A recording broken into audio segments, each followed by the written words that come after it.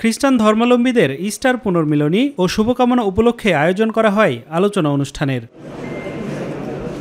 অনুষ্ঠানে যোগ দেন তারেক রহমান সহ বিএনপির শীর্ষ নেতারা। এ সময় সদ্য নির্বাচিত পোপকে আন্তরিকভাবে স্বাগত জানান বিএনপির ভারপ্রাপ্ত চেয়ারম্যান। রোমান ক্যাথলিকদের প্রধান ধর্মীয় গুরু নির্বাচিত হয়েছেন লিও চতুর্দশ। আজকের এই অনুষ্ঠান থেকে নবনির্বাচিত পোপকে আমরা আন্তরিক অভিনন্দন জানাই। অন্তর্বর্তী সরকার উদ্দেশ্যমূলকভাবে নানা ইস্যু তৈরি করে ফ্যাসিবাদ বিরোধী দলগুলোর মধ্যে বিভাজন সৃষ্টি করছে বলে অভিযোগ করেন তারেক রহমান। অত্যন্ত সুকৌশলে নানা ইস্যু সৃষ্টি করে স্বৈরাচার বা ফ্যাসিবাদের বিরোধী যে রাজনৈতিক দলগুলো আমরা যারা মাঠে ছিলাম, সেই দলগুলোর ঐক্যের মধ্যে ফাটল ধরানোর একটা ক্ষেত্র হয়তো তৈরি করতে চাইছে।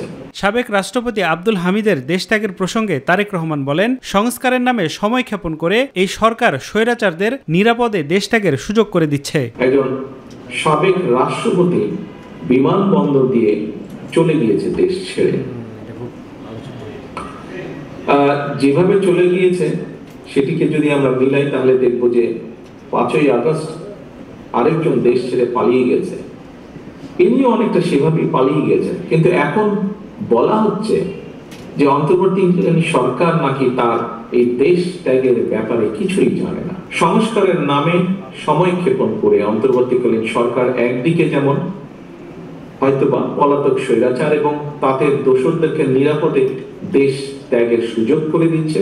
ধর্ম দিয়ে সমাজে বিভাজন না করে সবাইকে ঐক্যবদ্ধ থাকার আহ্বান জানান বিএনপির মহাসচিব মির্জা ফখরুল ইসলাম আলমগীর। বিভাজন নয় ঐক্য, প্রতিশোধ নয় ভালোবাসা দিয়ে আমরা দেশটাকে তৈরি করব। মির্জা ফখরুল আরো বলেন, কোনো শক্তি যেন বিভক্ত না করতে পারে সেদিকে লক্ষ্য রাখতে হবে। আফজাল হোসেন, মাই টিভি, ঢাকা।